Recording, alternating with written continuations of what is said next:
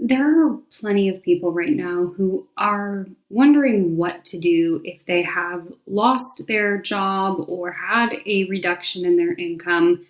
But there are also people who haven't been incredibly impacted financially. And in today's episode, I want to talk to you if that's you, because there's something that I'm seeing crop up right now, and I'm dubbing it financial survivor guilt. So make sure to stay tuned to learn a little bit more about this concept, about what it is, and what you can do to feel better about it. Welcome to Mind Money Balance. I'm your host, Lindsay Bryan-Podvin. I'm a woman of color, popcorn connoisseur, and one of the first financial therapists in the United States. This is the weekly podcast all about making money feel good in your relationship. The No Guilt, No Shame podcast, so you can stand in your power as a couple. Let's go.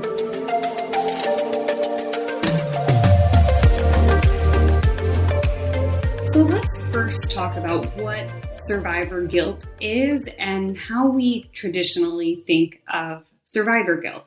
So survivor guilt is a concept that we see kind of crop up when we are talking about things like trauma or post-traumatic stress disorder.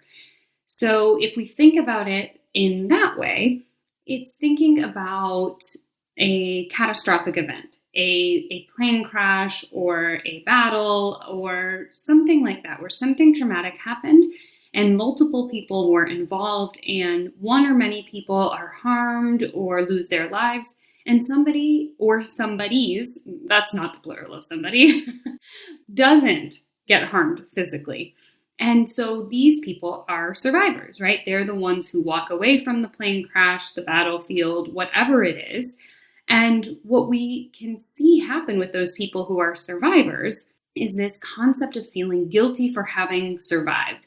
Wondering, why was I saved when other people were not? What was the reason that I didn't get harmed? And the guilt that can come along with that can really weigh a person down. So I want to talk about survivor guilt through that lens, because at the time of this recording, it's May of 2020. In the United States, we have been sheltering in place for about 6 to 8 weeks, depending on where you are and what you had been doing at the start of all of this. And what we are seeing is really collective trauma.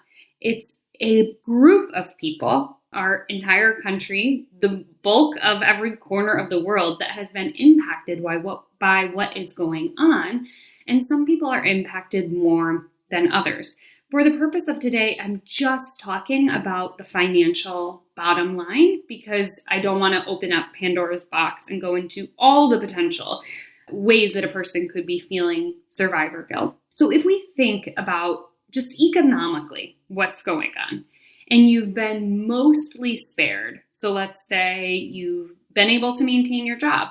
Maybe at your job you've had to take, a 10 or 15% pay cut, or you've lost some additional employer perks like 401k contributions.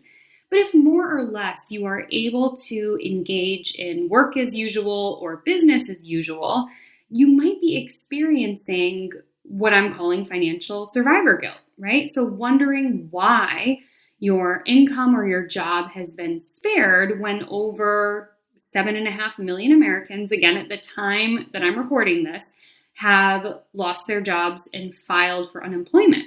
Your financial survivor guilt might be experiencing a plethora of anxious thoughts, wondering, could I have done something differently that would have prevented other people from losing their jobs or losing their income?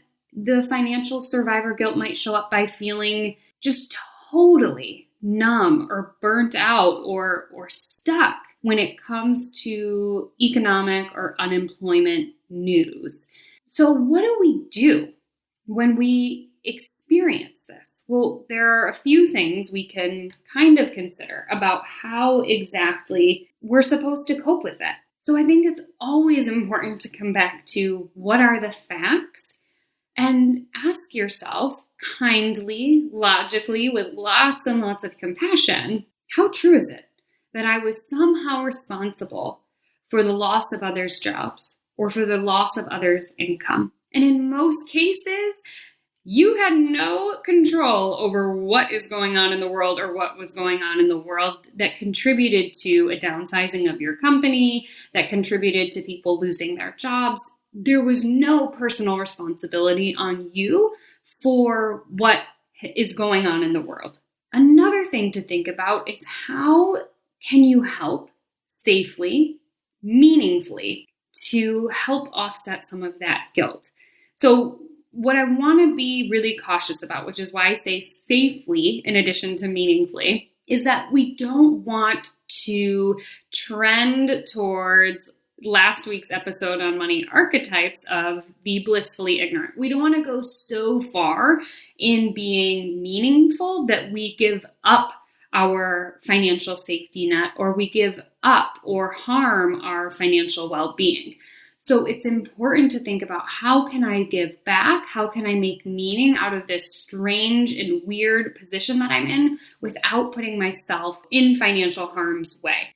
Another thing to think about is abundance. And I know that word can have like the cringe effect of goosebumps down your spine, depending on where you are getting your information about abundance from.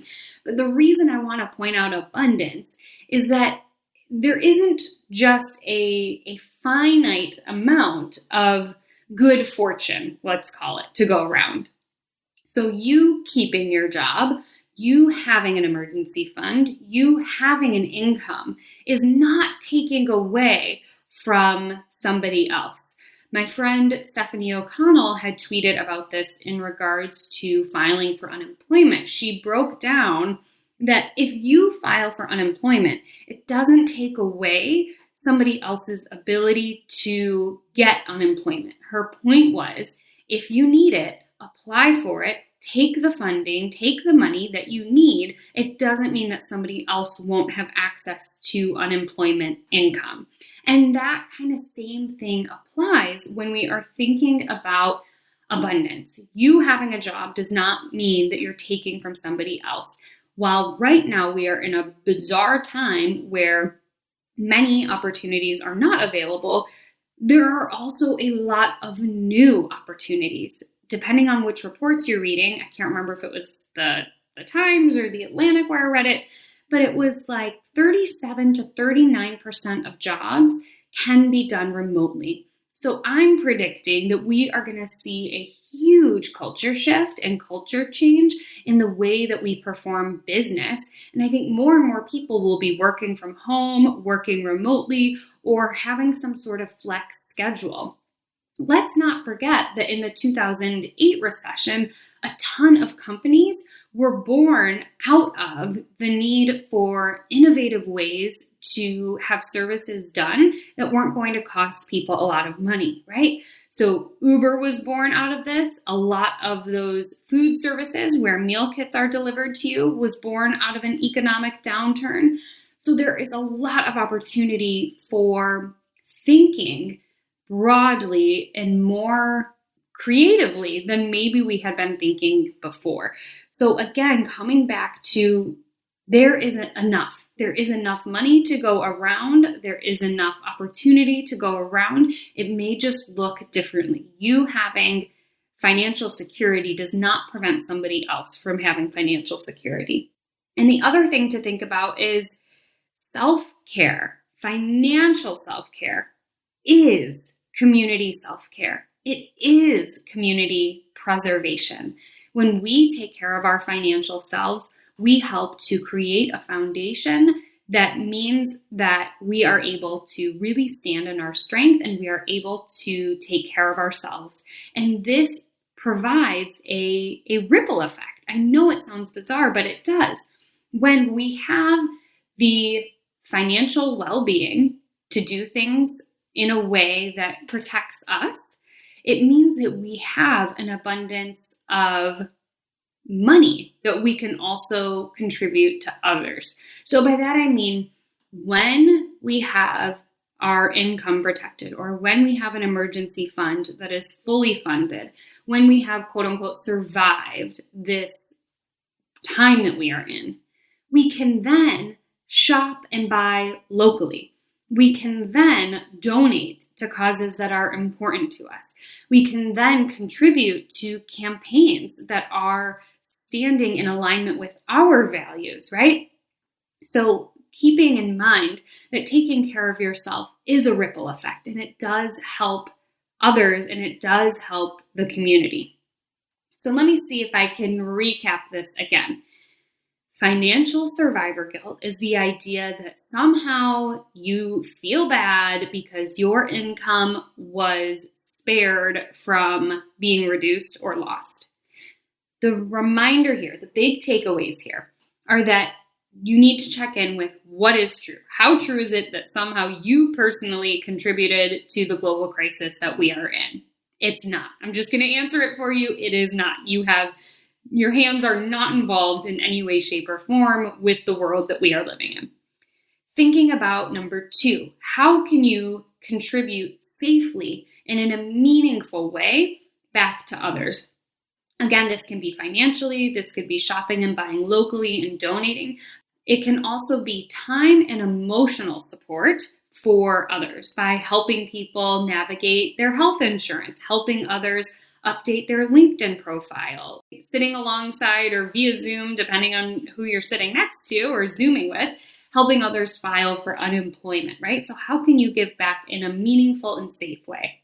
Number 3, that there is enough to go around. We may just have to think broader and bigger than we have in the past, knowing that you having an income and you having financial security is not taking away from somebody else. And then finally, number 4, reminding yourself that taking care of yourself financially is providing preservation for yourself and for the community.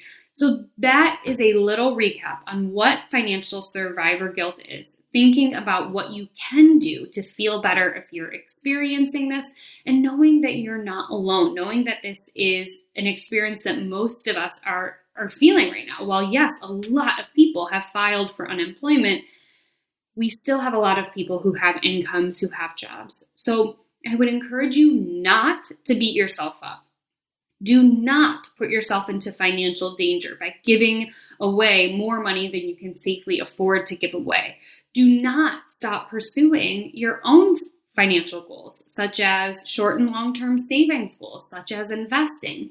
And don't play the what if I did this differently game in your head, okay? So we spent a lot of time talking about the 4 things you can do, but also I want to remind you of things to not do. If you find yourself in that spiral of beating yourself up or guiltily giving away your money, if you find yourself pumping the brakes on your own financial goals, I would just encourage you again to come back to reality in a safe and grounded way. And ask yourself, how is it helping others? How is it helping me by beating myself up, by giving away so much money that I can no longer take care of myself? How is it helping me or my community if I stop pursuing my own financial goals?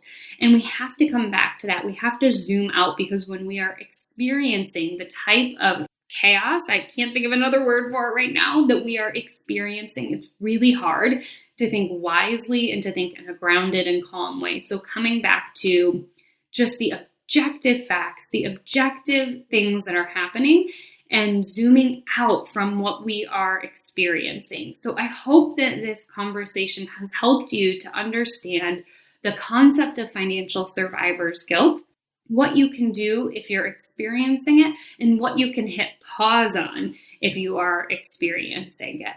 Thank you so much again for tuning in to another episode of the Mind Money Balance podcast. If you love this episode, take a screenshot and tag me on Instagram at MindMoneyBalance with your favorite takeaway. I love seeing what resonates with my listeners and sharing it in my stories. Thanks so much for tuning in. I'll see you next week right here.